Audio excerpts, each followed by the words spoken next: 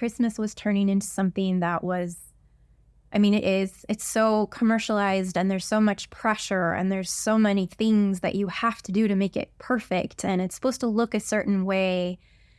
And none of that appealed to me. None of it felt right, because it's not right. It's not how it's supposed to be.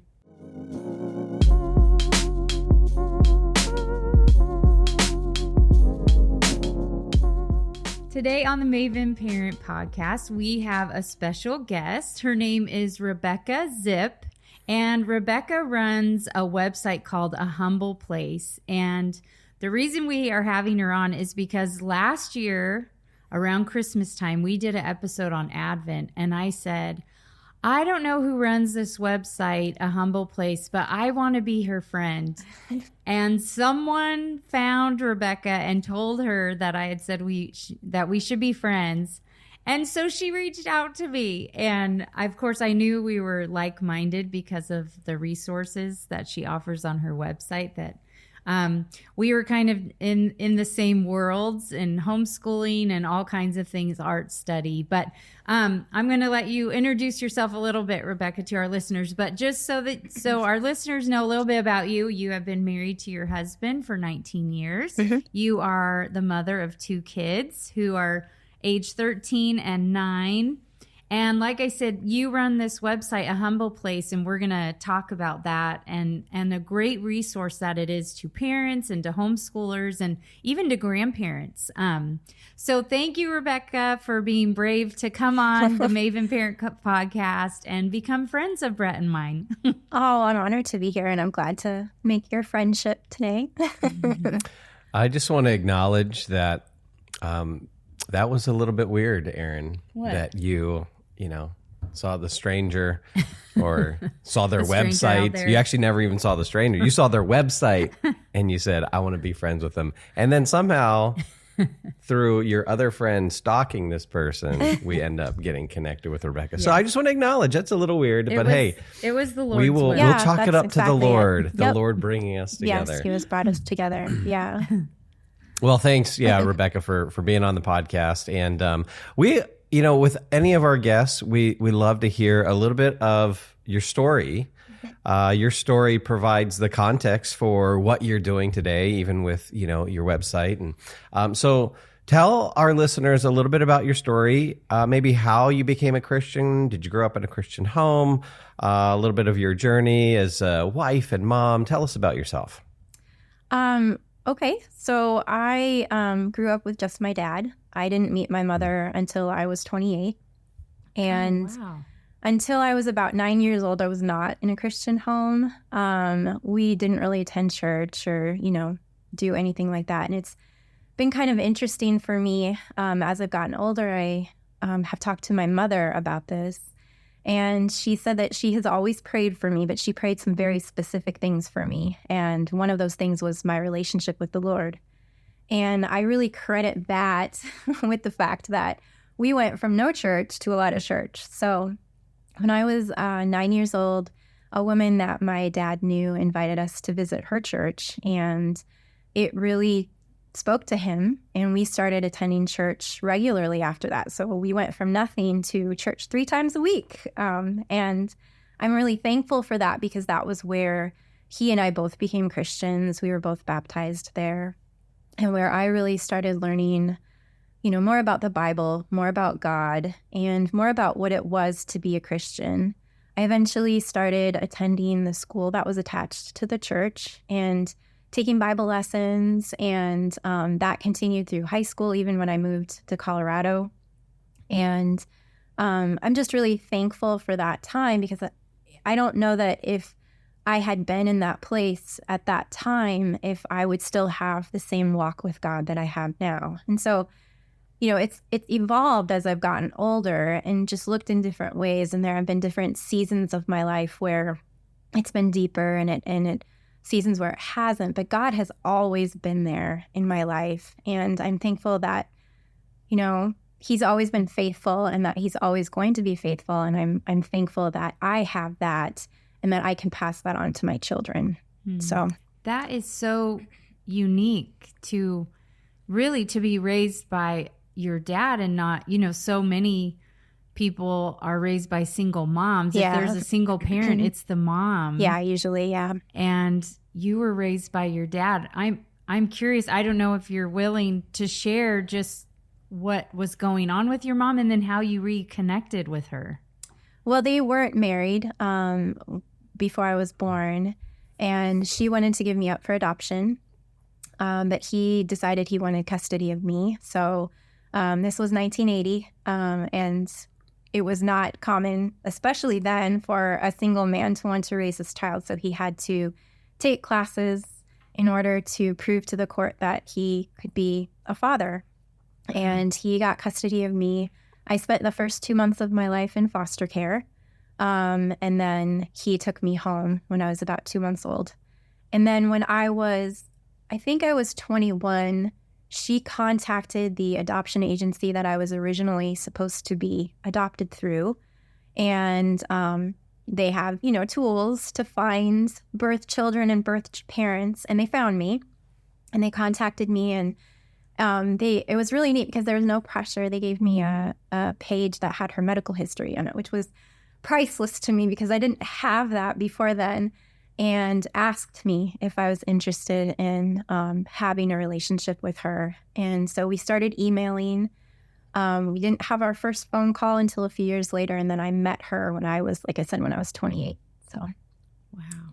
And she was a believer because is that right? She mentioned praying for you. Maybe she wasn't. She's very involved in the Catholic Church and has always had that deep faith. Okay. And so that was where her prayer life sprouted from.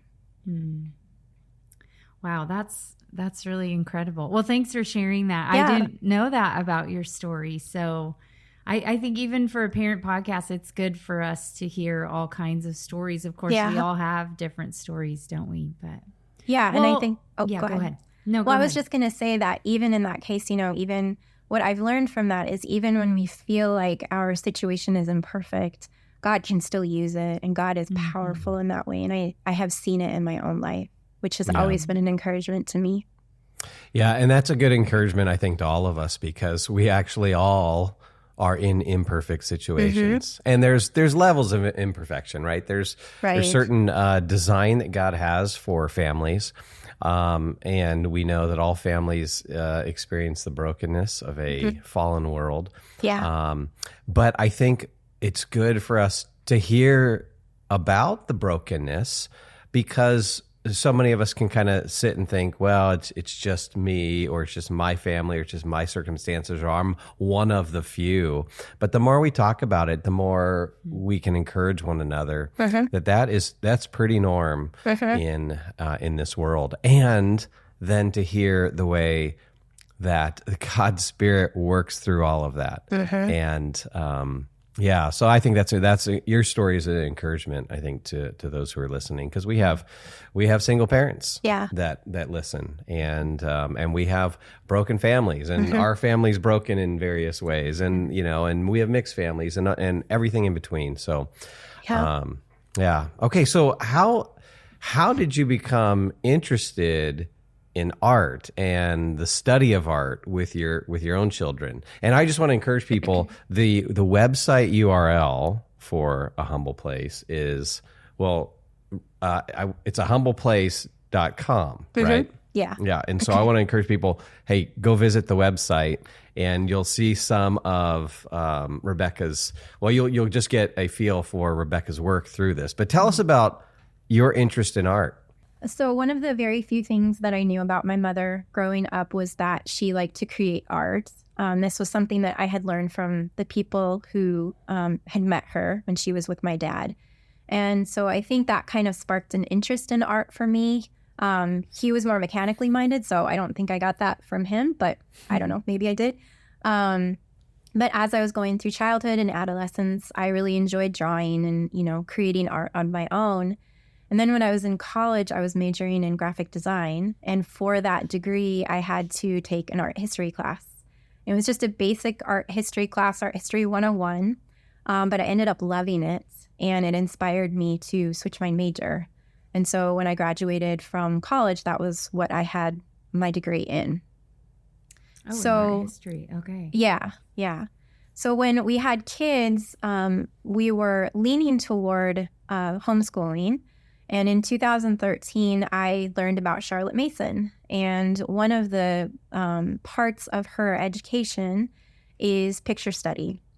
And that just in its, simplest form is taking time to look at a piece of art every week intentionally, quietly for 3 to 5 minutes, and then narrating what you've seen in that art. And I loved that idea for so many reasons, not just because of the fact that, we're exposing them to beauty through fine arts and allowing them to see what truly is beautiful, but also giving them the credit for being able to take it in, being able to enjoy it and to understand it without, being guided through it or being lectured or having it interpreted for them or, having some kind of weird Freudian explanation given to it or anything like that. It was just meant for them to enjoy and to take in.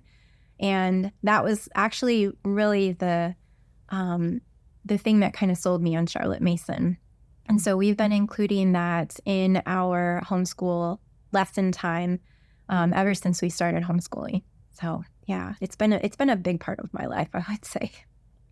Yeah. Well, I too was introduced to Charlotte Mason when we started homeschooling our kids, and this whole world of art, it's like, oh, you are art history major, so you, I'm sure, felt more equipped than I did as a social science major who emphasized in political science. And the idea of, I wanted to expose my kids to beautiful art, especially as it seems like our culture in the art world seems to be spiraling downward and away from beauty, objective beauty.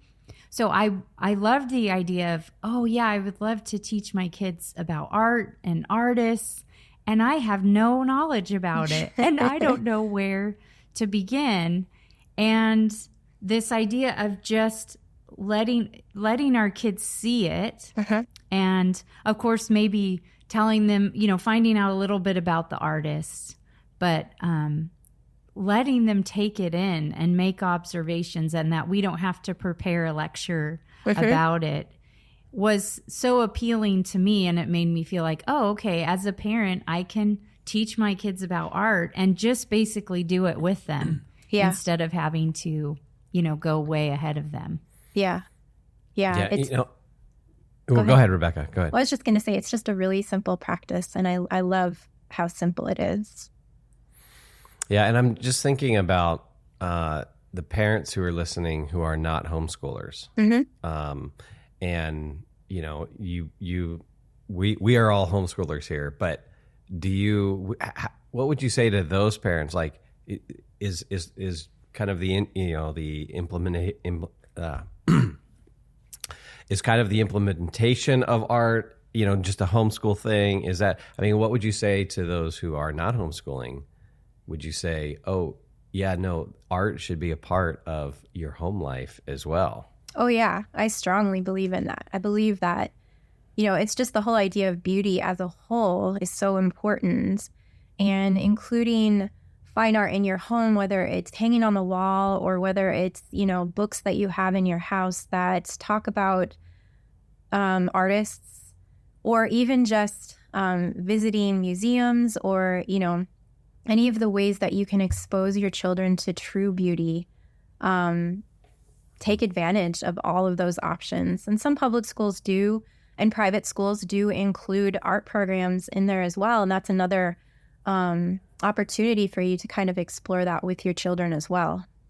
Yeah. And I just wanted to highlight that because I don't want parents who aren't homeschooling to think, okay, I'm not part of this discussion, because we're with you. Absolutely. Like, as we always maintain the role that we are the primary educators, however you end up educating. Yeah. This is one part that in modern education leaves out is beauty. And we've lost that. And so Christians have an opportunity to really recapture that, starting in our homes. Yeah.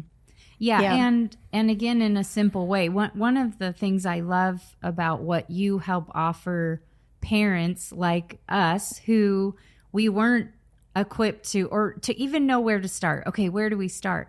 But when you have help from someone of like, here's, you'll send 4 or 5 prints and here's some information. And I just started putting the prints up, and we would eat breakfast while we're looking at it. Yeah. Or doing it at night at dinner time. You could have the prints just sitting there and talk a little bit about it over dinner. And so, yeah, this isn't just for homeschoolers.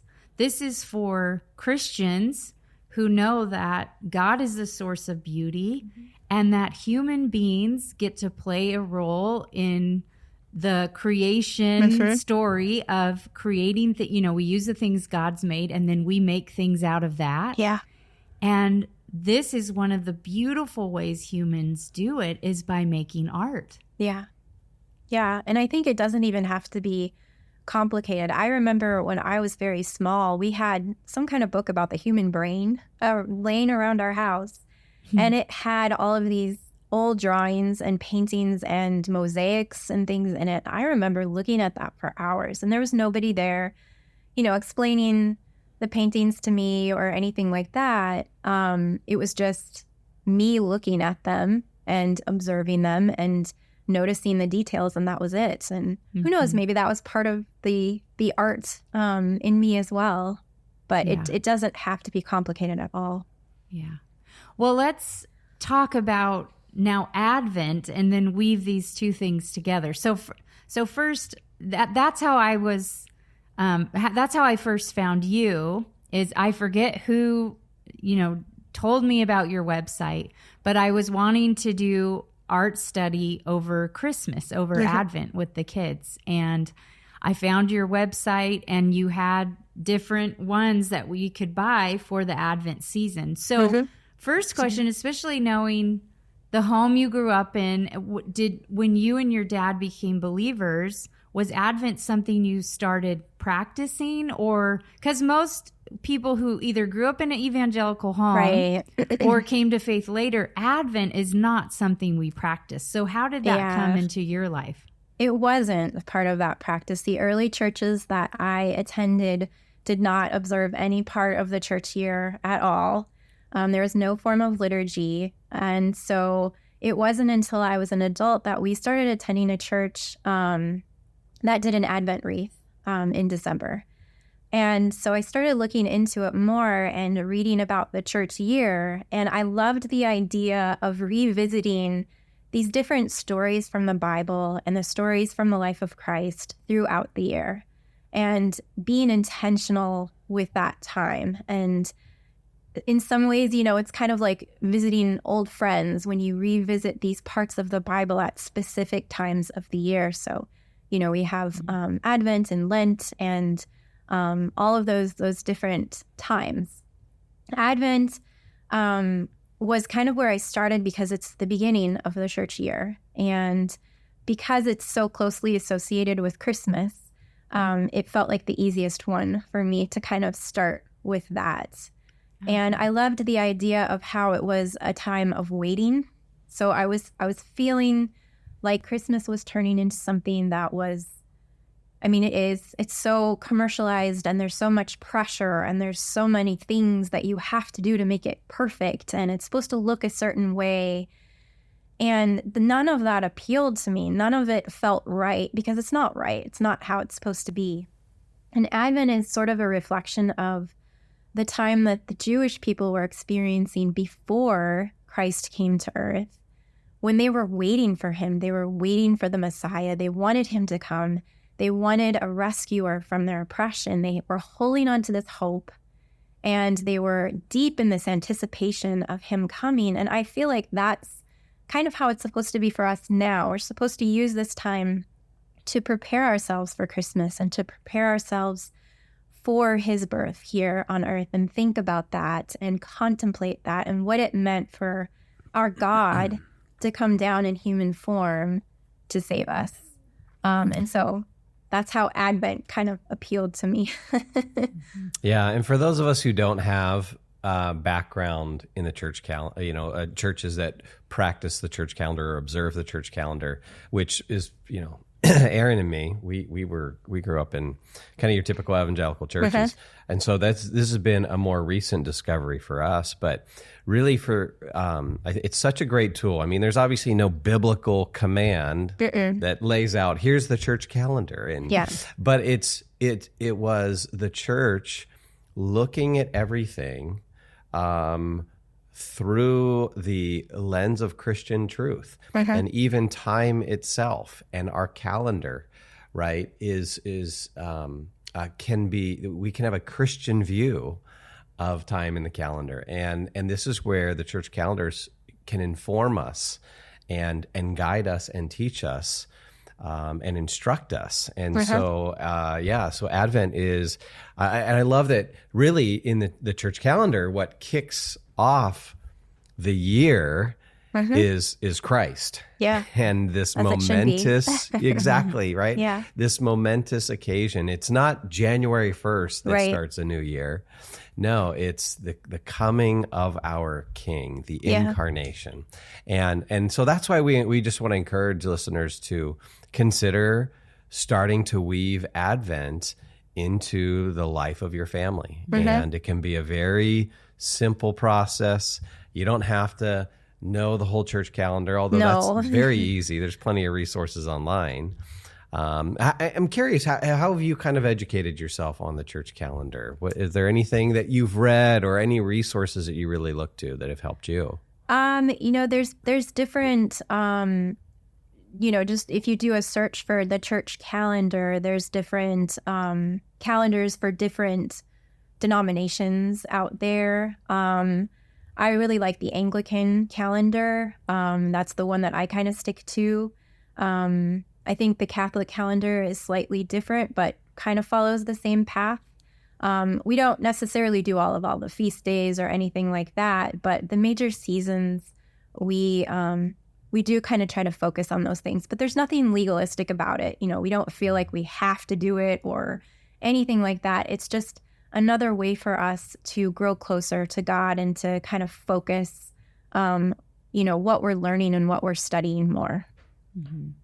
Well, you mentioned how the Christmas season can be so, materialistic, overwhelming, commercial, all the things. And now we're leading up to Christmas again, and that feeling starts to come over all of us. The calendar will be just swamped with things, good things, but it can be so overwhelming. And the gifts and how do we do this well as parents, and all those things come up. So I'm curious, as you have, so you didn't practice Advent growing up, but now you're doing it with your kids.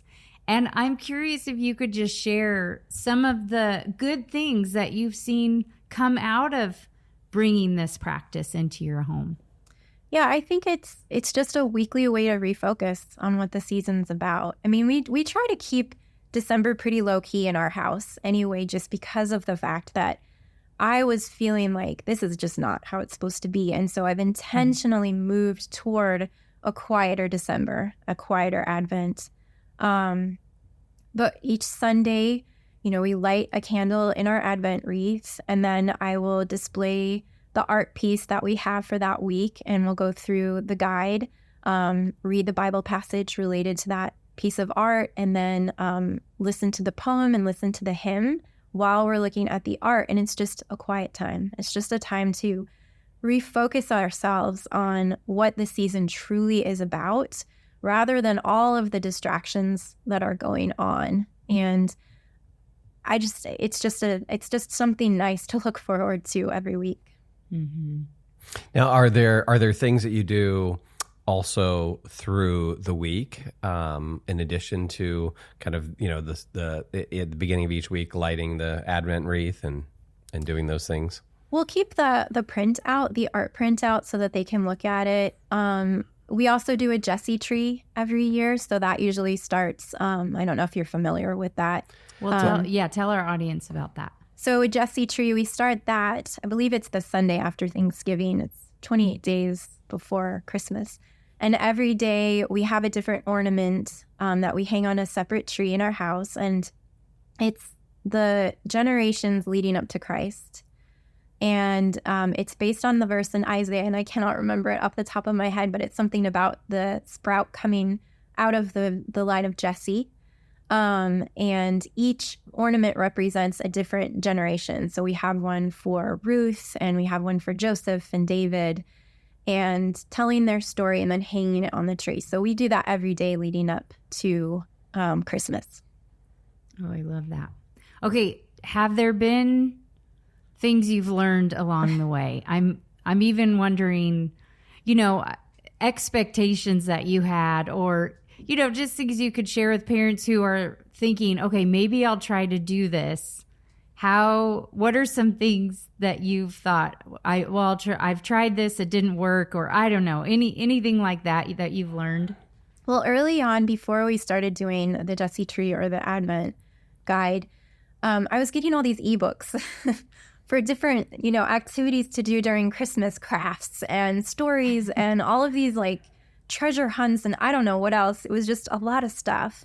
Mm-hmm. And I wanted to give them, a good memory. I didn't grow up with any sort of Christmas or holiday traditions. And so I wanted to give that to my kids. And so I was like, oh, this one looks good. And, oh, this one looks good. And let's try this one. And it just got to be overwhelming and too much. And I think that's actually what inspired me to kind of move into that quiet December. And, it's not always, my kids don't come running to the table every Sunday night in Advent saying, let's do the art or anything like that. Sometimes, they don't want to do it, but we do it anyway because it's important. And because it's what we do together, and it's building that foundation. And I know that, once we get started, once we're listening to the hymn and we're looking at the art and we're listening to that Bible passage, everyone gets quiet and they are in that place, they're in that space, and we are in that space together, taking that in together. And that's important. I think what you just said there is so important for parents to hear, is that your kids may not want to do it, mm-hmm. and yet you still do it. Yeah. And that is, you just see so many parents in our culture who, if your kid doesn't want to do something, parents so often will go along with the desires or wishes of the kid. Yeah. And this is where we need to refocus and remember that as parents, we lead our home. Mm-hmm. And that means that we are going to make our kids do things they don't want to do, but are good for them. And just like getting into a slower rhythm for Advent. And we've seen now here's the encouraging part of that, is that over time, right, as you develop that culture within your family, okay, it becomes more of the norm, and the richness of it's much more nourishing, mm-hmm. than being dragged along by the commercialism of the culture. Right. It's so much more nourishing, and over time, as the kids taste that, so to speak, they begin to be drawn towards it. And I think that's what we've seen with our kids, is as the more that this becomes a rhythm year to year, the kids are more drawn to it. But I just want to encourage parents, all of us, and we all can say there are times when our kids don't want to do something that we know is good for them, and we still got to lead them and do it anyway. Yeah. And they can't know, to a certain extent, they don't know what's good for them until, they've really experienced it and can see, oh yeah, this is good for me. Like my kids seen it in my kids. They can feel that this is nourishing to my soul. Mm-hmm. Yeah.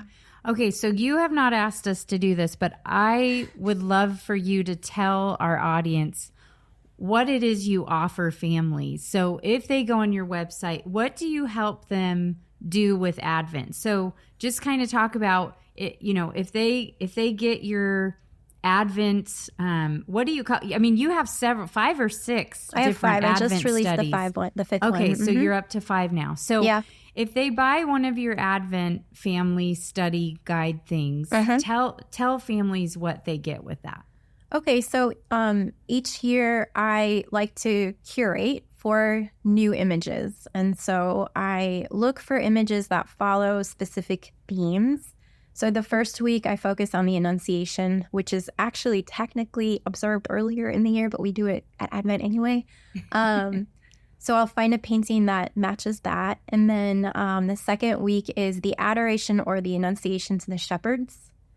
And then the third week is the Nativity. And then the fourth week is the Wise Men Coming. And I just look through, usually throughout the year, I'll keep an eye out for pieces that stand out to me. Or I'll do, a search then and just find pieces that I think are beautiful and fall within that theme from art history. And then each week has a Bible passage, and those are the same every year. They follow whatever the theme is of that week. And then I also find a poem that goes with that story, and then a Christmas hymn or carol that goes along with it as well. And then in the back of the guide, I have QR codes that link to YouTube videos that play like a live recording of it, as well as an instrumental version so you can sing along at home, and sheet music if you are musically inclined. And then along with that, I have 4 professionally printed art prints for each week as well. Yeah, I love the whole, I don't want to say kit because it's a guide. It's the pictures. I usually call them guides.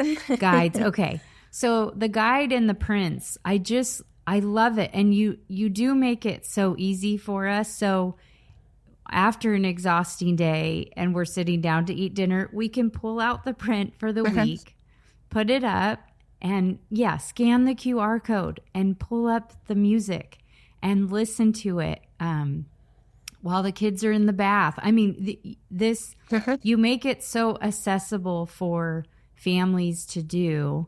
And the first year I found it, I loved it. And I bought, year 2 last year. And I love it. I appreciate moms like you who are so good and organized and put things all together. Not pretending to be organized. Well, see, this is one of your strengths, right? And so you're using that for the benefit of the church. And I love it, for the benefit of families, for the benefit of the children who are blessed by the beauty of the art, the music, the poem, the rich old hymns of the church, and you bring it all together and help us to stop and slow down and to meditate. And even little ones can listen to the poem. Yeah. And old ones can listen to the poem and listen to the hymn. And it's so much better than Christmas coloring pages, or sometimes we're like looking for fun stuff to do over Christmas holiday. This just brings a richness to it that you can't find from a new Christmas game or whatever Christmas craft. We like crafts, but you get what I'm saying about that. Yeah.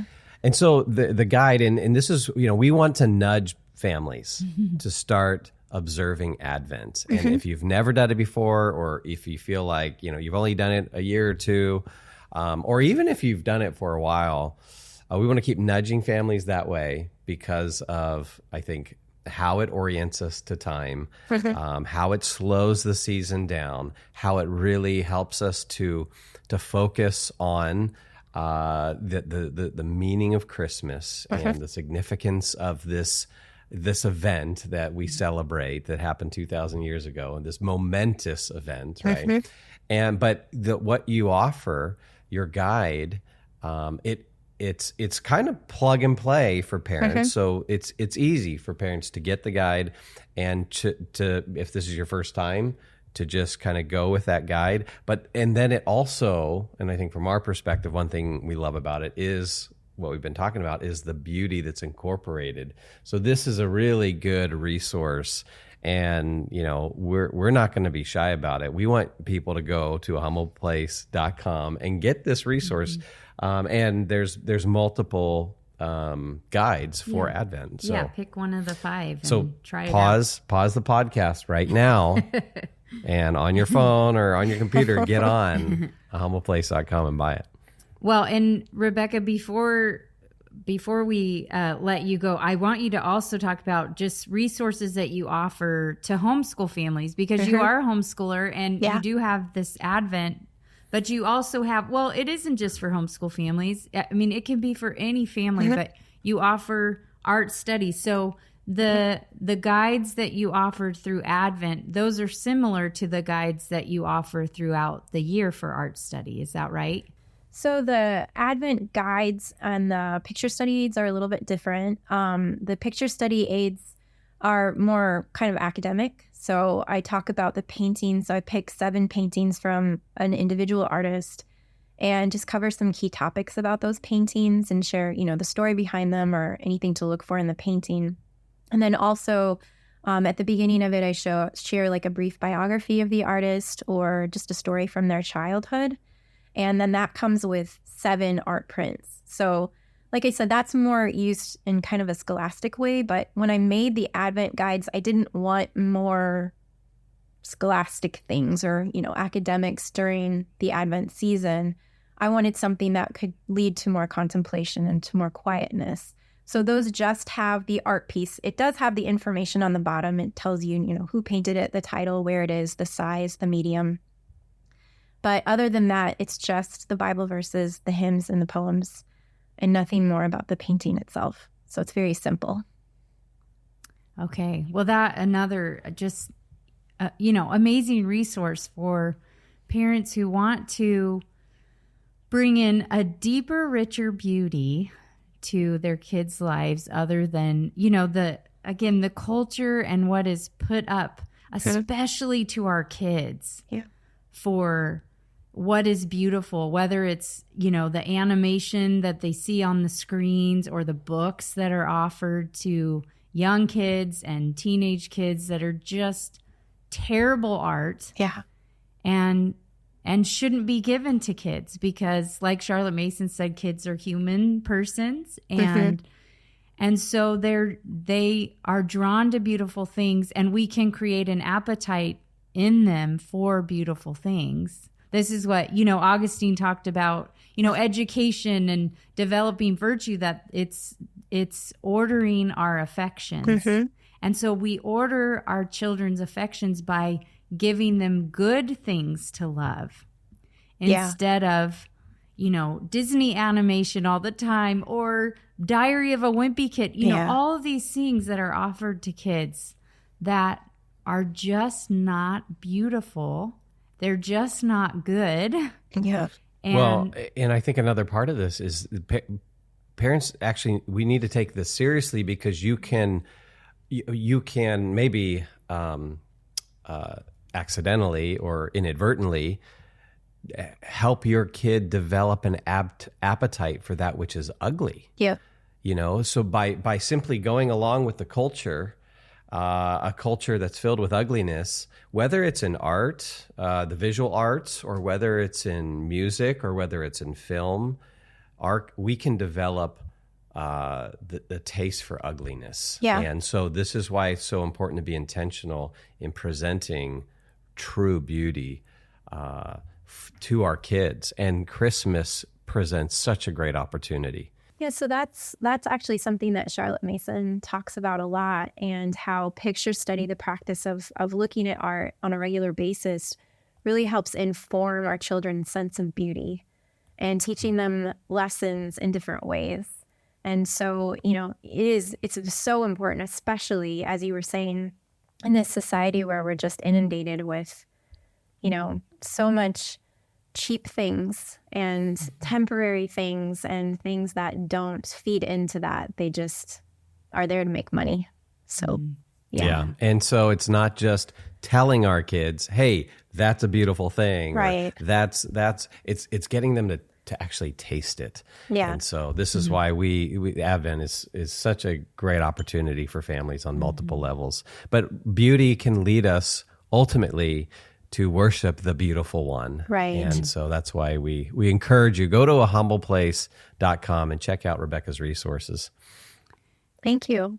Yeah. Well, thank you, Rebecca, for your time. Thank you for your encouragement to draw our kids to the good and the true and the beautiful. And thank you for your ministry to families. We just love what you are doing. We are behind you and support you, and we appreciate you. We appreciate you using your gifts to bless families. So thank you so much. Yeah, and thank you for everything that you guys are doing too, for your message as well, just encouraging parents and, just sticking with the Lord and sharing that with their children. Maven exists to help the next generation know truth, pursue goodness, and create beauty for the cause of Christ. To find out more, check out maventruth.com.